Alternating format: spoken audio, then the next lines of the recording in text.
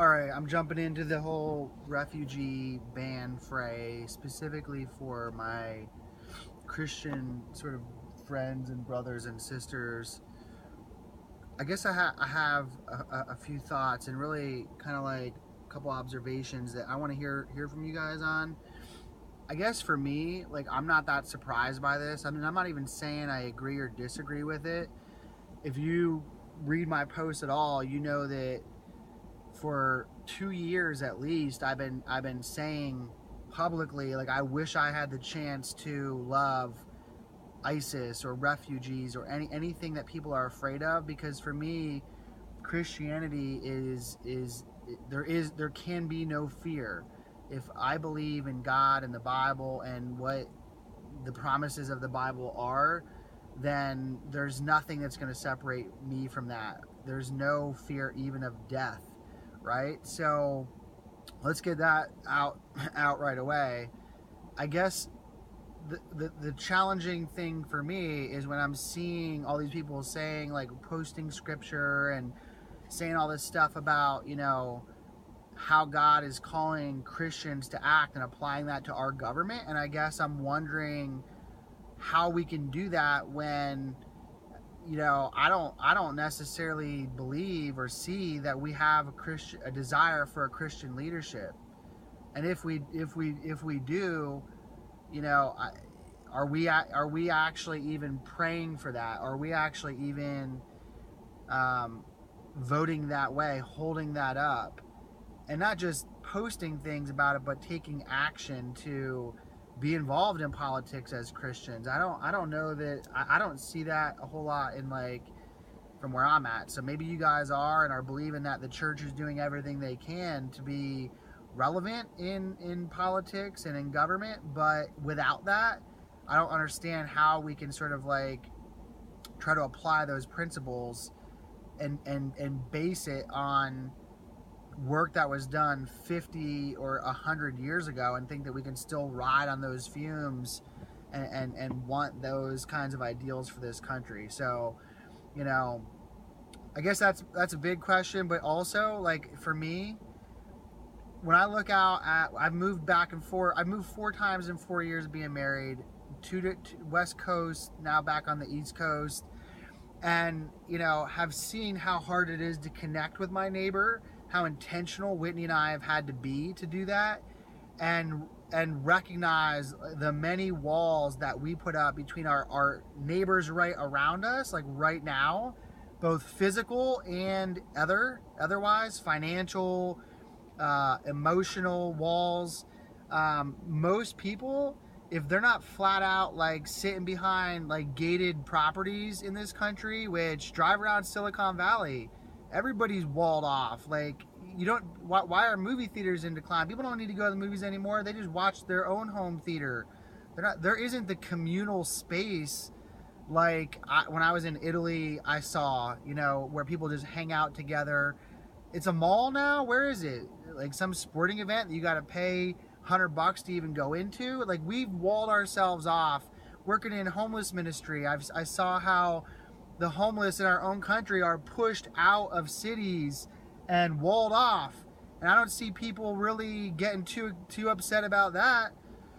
And we're talking about trying to love neighbors like we're some global citizen, and meanwhile we're not even loving our neighbors right here. I mean, I look, love both if you have the capacity, but I don't see people. I see people trumpeting these grand ideals that they're not really living out even in their own neighborhood. Like, how many neighbors do you know, do you love? Do you even know what's going on in their life? Even in your own church. I mean, in my church, I keep seeing where there's stuff going on that the pastor might know, but your average person is not aware of what's going on in their own in people's lives in their own church. And this has manifested itself in my life many times as I've poured myself into relationships with people and start realizing what's going on and realizing that, yeah, it's great to have a pastor get up and prepare a sermon, but there's sermons happening all around the community and people just don't even have a clue about that. So, we want everything now packaged and compartmentalized, and we could do the connecting thing in the home group, and yet what we're doing in a lot of ways, from my perspective, correct me if I'm wrong, I'm always open to learning here, is creating walls, our society, and all the things we think we want to have and have result in us having to keep things building and growing in such a way where we don't have the options to really make space in our life to even help people. I'm going to church right now. We want to adopt Syrian refugees. Most people, all they can do is give money. Who's gonna help them learn the language? Who's gonna drive them to appointments? Who's gonna spend the time and energy to actually do the things that they really need? Most churches can't even come up with the people to do that because everybody's working. Mom works, dad works, everybody works, and everyone's busy. We'll give you a check. Guess what? Newsflash: world doesn't need checks. That's not what they need. That's not what accepting refugees is even about. That's not what loving your neighbor is about. It has nothing to do with money. It has to do with an ability to pour into someone's life and walk with them. Everyone who's posting online, how many people could have the bandwidth to even walk with anybody right now? It's really tough to do, and yet, you know, we don't do it in our own neighborhoods, and yet we're saying we need to do it globally. Who's going to do it? Talk to the people that are taking refugees in, the agencies, and ask them if they're getting what they need aside of money to help make that process happen. They're not. Just bringing them here and sitting them in your neighborhood when you're not even going to meet with them and talk to them then isn't going to do anybody any good. I learned something going to Africa where they don't have all the wealth. They die earlier. They've got disease. They don't have a shot at education. They don't have jobs. But you know what they have? Time to be neighbors. They sit around. They help each other. They don't have, moms aren't raising moms in isolation like we do here. They're all 15 moms sitting around watching the kids together.